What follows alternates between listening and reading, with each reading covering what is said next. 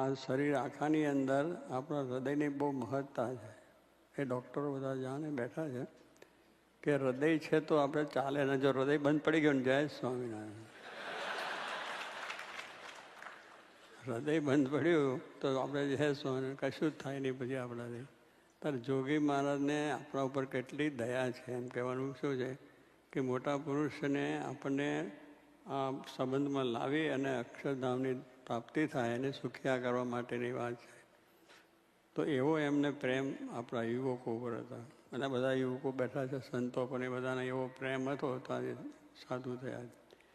એટલે હૃદયની મહત્તા જો આપણે સમજીએ તો પછી એવું આપણા જીવનમાં એ થવું જોઈએ કે યોગીજી મહારાજ આપણને કહે છે કે મારું હૃદય છે, તો એ હૃદયને કેટલું સાચવવું આપણે. એટલે જોગી મહારાજનું વચન પાડવું પડે કે ના પાડવું પડે.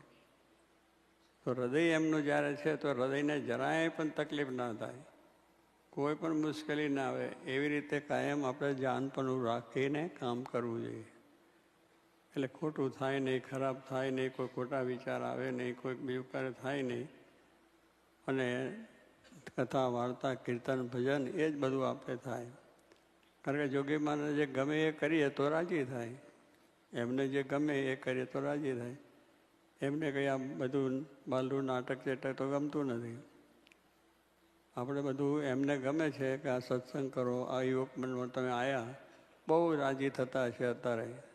જેમ અક્ષરધામમાં રાજી થતા છે કે ઓહો મારા યુવકો આવ્યા. એટલો બધો રાજી પણ એમને જાય કે આ યુવકો આજે આટલા મોટા પ્રમાણમાં અને તે અમેરિકામાં રહેતા રજોગુણમાંથી અહીંયા આવ્યા છે તો રાજીવ. કારણ કે એમને આપણને એને પોતાના માન્યા છે. માણસ જ્યારે પોતાના મને તો કામ કેટલું છે, આપણે જે કોઈને પોતાનો માન્યો હોય તેને માટે કેટલું કરીએ. તો જોગી બાપાની એવી દ્રષ્ટિ છે કે યુવકો મારું હૃદય છે, તો એ હૃદયને આપણે જેટલી બધી આકારવી જોઈએ અને કંઈ કશું નુકસાન ના થાય એમ આપણે જોગી બાપાના જે વચન, એમની જે આજ્ઞા છે, એમના જે આદેશો છે એ પણ આપણે બરાબર રીતે જીવનમાં દૃઢ કરવા કહીએ છીએ કે થાય.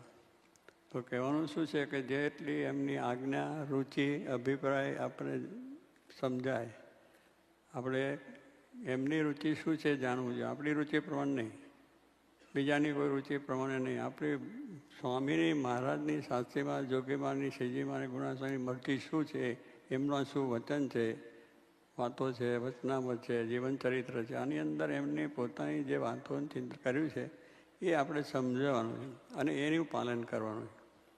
આપણને ગમે કે ના ગમે,